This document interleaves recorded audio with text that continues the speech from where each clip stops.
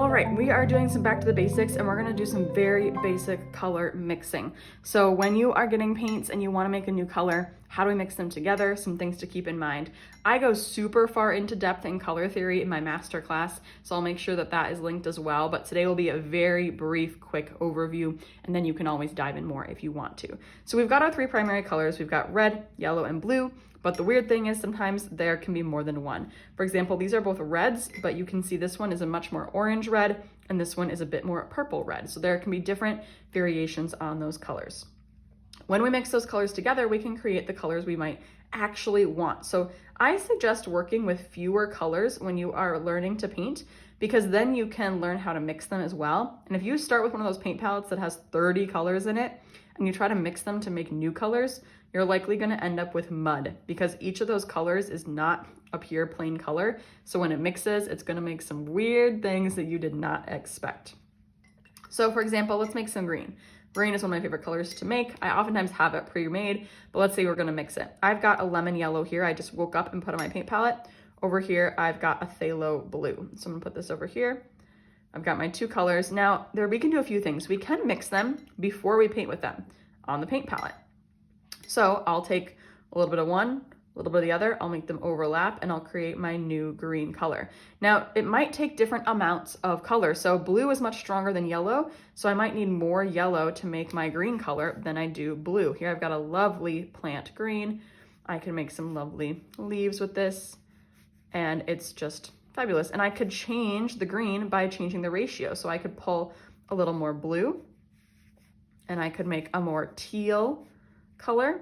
I could also pull some more yellow and make a much more yellow green. So the ratio of the amount of colors you're using will change the way that green looks when you're painting with it. Now we can also mix colors directly on our paper. So if I have a fun area of blue here, I can add the yellow to it. Now this is one of my favorite ways to mix, because you'll end up with more than one color. When these were already mixed, I only had one color on the paper. If I mix them on the paper, there's gonna be bits of both. So look how there's some hints of blue, there's also some greens. It's just a very interesting combination because they haven't fully mixed together. It feels more real. So let's say I paint a leaf again. So I've got my blue leaf, which is kind of silly, but okay, let's make it green. I'm gonna wake up my yellow paint, and I'm gonna add my yellow paint to that leaf. Now, because there are going to be different amounts of blue and yellow, I'm going to have some different greens within the one singular leaf. So look how the edge is a little darker. This is a little lighter. I could even go back, clean my brush, dry it off a little bit, go back and add some more blue so I can have some more shadows down here. So mixing it on the paper, it creates a different effect, especially when I do wet on wet like this. If you don't know when to paint wet on wet or wet on dry, watch my other video that's about wet or dry and when to do what. But for here, I'm painting it wet on wet because it makes this beautiful marbly mixture, makes it more interesting than just a solid color.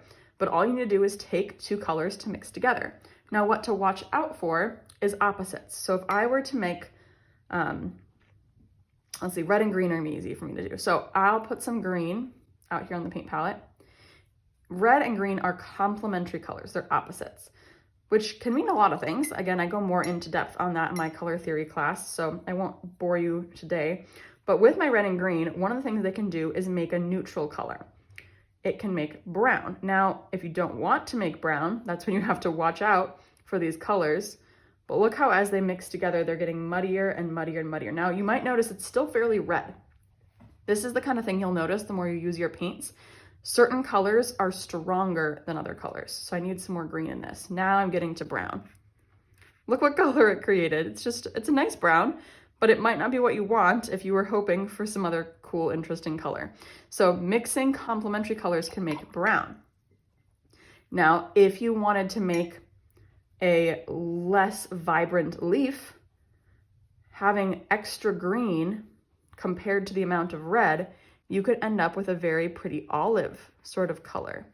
Look how this is still muted. It's almost brown, but it's got hints of green, especially if I put it right next to that brown. That could be a very pretty pine tree or olive leaf, things like that. It's just got a great muted color. So opposites are also great at making these muted colors, but you have to control that ratio and experiment, practice, practice, practice. So when you mix colors, try to stick to colors that are going to make something you expect, like primary colors, or even yellow and red. Well, that's primary. Yellow and orange might make a yellow orange because they're analogous. They're close together on the color wheel. So keep some of those things in mind. Learn about your color wheel, look at your color wheel, and have fun mixing and making new colors that you didn't originally have. That's part of the fun of making art your own, is by choosing and mixing your own colors. Be sure to check out my other Back to the Basics videos so that you can continue to feel confident in your painting journey, and I will see you next time. Happy painting!